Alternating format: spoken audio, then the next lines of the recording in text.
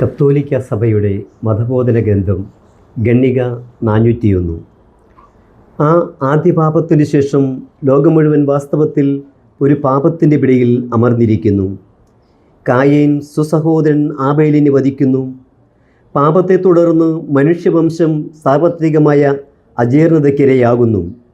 അങ്ങനെ തന്നെ ഇസ്രായേലിൻ്റെ ചരിത്രത്തിലും പാപം തുടരെ തലപൊക്കുന്നതായി കാണാം. പ്രത്യേകമായി ഉടമ്പടി ചെയ്ത ദൈവത്തോടുള്ള അവിശ്വസ്തതയായും മോശയുടെ നിയമത്തിൻ്റെ ലംഘനമായും ഇസ്രായേലിൻ്റെ പാപം പ്രത്യക്ഷപ്പെടുന്നു. ക്രിസ്തുവിൻ്റെ രക്ഷാകര പ്രവർത്തനത്തിനു ശേഷം പോലും ക്രിസ്ത്യാനിയുടെ ഇടയിൽ വിവിധ മാർഗങ്ങളിലൂടെ പാപം തല ഉയർത്തുന്നുണ്ട്. വിശുദ്ധ ലിഖിതവും സഭാപാരമ്പര്യവും മാനവ ചരിത്രത്തിലെ പാപത്തിൻ്റെ സാന്നിധ്യവും സർവ്വജനികത്വവും നിരന്തരം നമ്മെ അനുസ്മരിപ്പിക്കുന്നു. ദൈവവെളിപാട് നമ്മുടെ മുമ്പിൽ അനാവരണം ചെയ്യുന്ന സത്യത്തെ നമ്മുടെ അനുഭവം സ്ഥിരീകരിക്കുന്നു. എന്തെന്നാൽ മനുഷ്യൻ സ്വന്തം ഹൃദയത്തിലേക്ക് തിരിഞ്ഞു നോക്കുമ്പോൾ തിന്മയിലേക്ക് താൻ ആകർഷിക്കപ്പെടുന്നതായും നിരവധി തിന്മകളിൽ താൻ മുഴുകിപ്പോകുന്നതായും കാണുന്നു. ഈ തിന്മകൾ അവൻ്റെ നല്ലവനായ സൃഷ്ടാവിൽ നിന്ന് വരിക സാധ്യമല്ല. തൻ്റെ പ്രഭവസ്ഥാനമായി ദൈവത്തെ അംഗീകരിക്കാൻ മനുഷ്യൻ പലപ്പോഴും വിസമ്മതിക്കുന്നു. തൽഫലമായി അവന് തൻ്റെ പരമലക്ഷ്യത്തോട് ഉണ്ടായിരിക്കേണ്ട ബന്ധനത്തിനും തന്നോട് തന്നെയും ഇതര മനുഷ്യരോടും എല്ലാ സൃഷ്ടികളോടും അവനുണ്ടായിരിക്കേണ്ട ആഭിമുഖ്യത്തിനും ഉലച്ചിൽ തട്ടുന്നു. ആദത്തിൻ്റെ പാപത്തിൻ്റെ ദുഷ്ഫലങ്ങൾ മനുഷ്യരാശിക്ക്. സർവ്വമനുഷ്യരും ആദത്തിൻ്റെ പാപത്തിൽ ഉൾപ്പെടുന്നു. വിശുദ്ധ പൗലോസ് പ്രസ്താവിക്കുന്നു, ഒരു മനുഷ്യൻ്റെ അനുസരണക്കേടിനാൽ അനേകർ പാപികളായി. അതായത് എല്ലാ മനുഷ്യരും ഒരു മനുഷ്യൻ മൂലം പാപവും പാപം മൂലം മരണവും ലോകത്തിൽ പ്രവേശിച്ചു. അപ്രകാരം എല്ലാവരും പാപം ചെയ്തതുകൊണ്ട് മരണം എല്ലാവരിലും വ്യാപിച്ചു. പാപമരണങ്ങളുടെ സർവ്വലൗകികതയെ ക്രിസ്തുവിലുള്ള രക്ഷയുടെ സർവ്വലൗകികതയുമായി അപ്പസ്തോലൻ തട്ടിച്ചു നോക്കുന്നു.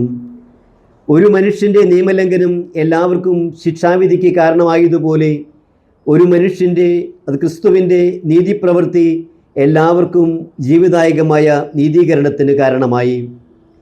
വിശുദ്ധ പൗലോസിൻ്റെ മാതൃകയിൽ സഭ എന്നും പഠിപ്പിച്ചിട്ടുള്ള ഇപ്രകാരമാണ്: മനുഷ്യരെ ഞെരുക്കുന്ന അപാരമായ ദുരിതവും തിന്മയിലേക്കും മരണത്തിലേക്കുമുള്ള അവരുടെ പ്രവണതയും ആദത്തിൻ്റെ പാപവുമായുള്ള അവയുടെ ബന്ധനത്തിലൂടെയല്ലാതെ വിശുദ്ധീകരിക്കുക സാധ്യമല്ല.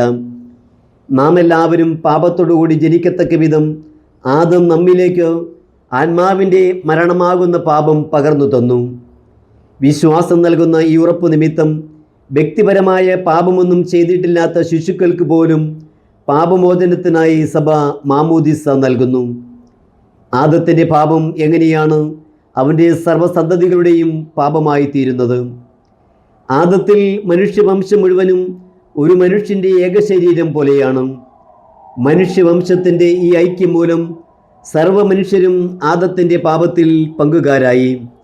സർവരും ക്രിസ്തുവിൻ്റെ നീതിയിൽ പങ്കുകാരായതുപോലെ എന്നിരുന്നാലും ഉത്ഭവ പാപത്തിൻ്റെ സംക്രമണം നമുക്ക് പൂർണ്ണമായി ഗ്രഹിക്കാനാകാത്ത ഒരു രഹസ്യമാണ്.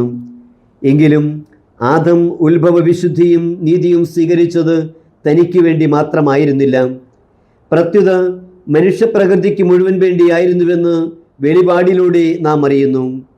പ്രലോഭകന് വഴങ്ങിക്കൊടുക്കുക നിമിത്തം ആദവും ഹവ്വയും വ്യക്തിപരമായ ഒരു പാപം ചെയ്തു. ഈ പാപം മനുഷ്യപ്രകൃതിയെ ബാധിച്ചു. ഈ പ്രകൃതിയാണ് ആദ്യ മാതാപിതാക്കന്മാർ തങ്ങളുടെ നിബന്ധിച്ച അവസ്ഥയിൽ പിൻതലമുറകളിലേക്ക് സംക്രമിക്കുന്നത്. പ്രജനനത്തിലൂടെ, അതായത് ഉത്ഭവ വിശുദ്ധിയും നീതിയും നഷ്ടപ്പെട്ട മനുഷ്യപ്രകൃതിയുടെ സംപ്രാദനത്തിലൂടെയാണ് ഈ പാപം സമസ്ത മാനവരാശിയിലേക്കും സംക്രമിക്കുന്നത്. തന്മൂലം സാധർമ്മികത്വത്തിൽ മാത്രമാണ് ഉത്ഭവപാപത്തെ പാപം എന്ന് നാം വിളിക്കുന്നത്. പ്രവർത്തിച്ച് പാപമല്ലിത്, പ്രത്യുത പകർന്നു കെട്ടിയ പാപമാണ്. ഇതൊരു അവസ്ഥാവിശേഷമാണ്, പ്രവൃത്തിയല്ല. ഉത്ഭവപാപം ഓരോ വ്യക്തിക്കുമുള്ളതാണെങ്കിലും ആദത്തിൻ്റെ പിൻഗാമികളിൽ ആരിലും അതിന് വ്യക്തിപരമായ ഒരു തെറ്റിൻ്റെ സ്വഭാവമില്ല. ഉത്ഭവ വിശുദ്ധിയുടെയും നീതിയുടെയും അഭാവമാണ് ഉത്ഭവ പാപം. എന്നാലും മനുഷ്യപ്രകൃതി പൂർണ്ണമായി പങ്കിലമായിട്ടില്ല. മനുഷ്യപ്രകൃതിക്ക് സഹജമായ കഴിവുകളെയെല്ലാം അത് ക്ഷതപ്പെടുത്തി. അങ്ങനെ മനുഷ്യൻ അജ്ഞതയ്ക്കും വേദനയ്ക്കും മരണത്തിൻ്റെ ആധിപത്യത്തിനും അധീനനായി പാപത്തിലേക്കുള്ള പ്രവണത പാപാസക്തി എന്ന് വിളിക്കപ്പെടുന്നു.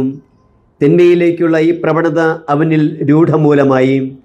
എന്നാൽ മാമോദിസ ക്രിസ്തുവിൻ്റെ കൃപാവരത്തിൽ ജീവൻ്റെ പ്രദാനം ചെയ്തുകൊണ്ട് മനുഷ്യനിലെ ഉത്ഭവപാപം നീക്കിക്കളയുകയും അവനെ തിരികെ ദൈവത്തിങ്കിലേക്ക് കൊണ്ടുവരികയും ചെയ്യുന്നു. എങ്കിലും ദുർബലമാക്കപ്പെട്ടതും തിന്മയിലേക്ക് ചാഞ്ഞിരിക്കുന്നതുമായ മനുഷ്യപ്രകൃതിക്ക് യേക്ഷശബ്ദത്തിൻ്റെ അനന്തരഫലങ്ങൾ മനുഷ്യനിൽ നിലനിൽക്കുകയും ആധ്യാത്മിക സമരത്തിനായി അവനെ വെല്ലുവിളിക്കുകയും ചെയ്യുന്നു. ഉത്ഭവപാപത്തിൻ്റെ സംക്രമണത്തെപ്പറ്റി ഉള്ള സഭാപ്രബോധനം 5-ാം ശതകത്തിൽ കൂടുതൽ നിഷ്കൃഷ്ടമായി ക്രോഡീകരിക്കപ്പെട്ടു. പെലാജിയൂസിൻ്റെ പാഷണ്ഡതയ്ക്കെതിരായി വിശുദ്ധ അഗസ്തീനോസ് ഉന്നയിച്ച വാദഗതികളിൽ നിന്ന് പ്രത്യേകമായി പ്രചോദനം സ്വീകരിച്ചുകൊണ്ടായിരുന്നു അത്. പിന്നീട് 16-ാം ശതകത്തിൽ പ്രൊട്ടസ്റ്റന്റ് നവീകരണത്തിന് എതിരെയുള്ള സഭാപ്രബോധനത്തിലൂടെയും ഉത്ഭവപാപത്തിൻ്റെ സംക്രമണത്തെ സംബന്ധിച്ച് പഠനത്തിന് വ്യക്തത കൈവന്നു. സ്വതന്ത്ര മനസ്സിൻ്റെ സഹജ കഴിവുകൾ ഉപയോഗിച്ചു തന്നെ ദൈവാനുഗ്രഹത്തിൻ്റെ അവശ്യ സഹായമില്ലാതെ ധാർമ്മികമായി നല്ല ജീവിതം നയിക്കുവാൻ മനുഷ്യന് കഴിയുമെന്ന് പെലാജിയൂസ് വാദിച്ചു. ആദം ചെയ്ത പാപത്തിൻ്റെ സ്വാധീനത്തെ വെറുമൊരു ദുഷ്മാതൃകയായി പെലാജിയൂസ് ലഘൂകരിച്ചു. നേരെ മറിച്ച് ആദ്യകാല പ്രൊട്ടസ്റ്റന്റ് നവീകരണക്കാർ ഉത്ഭവപാപം മനുഷ്യനിൽ അടിസ്ഥാനപരമായ മാർഗദ്രംശമുണ്ടാക്കുകയും സ്വാതന്ത്ര്യത്തെ നിശേഷം നശിപ്പിക്കുകയും ചെയ്തുവെന്ന് പഠിപ്പിച്ചു. ഓരോ മനുഷ്യനും പരമ്പരാഗതമായി ലഭിക്കുന്ന പാപവും മനുഷ്യൻ്റെ അജയ്യമായ പാപാസക്തിയും ഒന്നു തന്നെയാണെന്ന് അവർ വാദിച്ചു.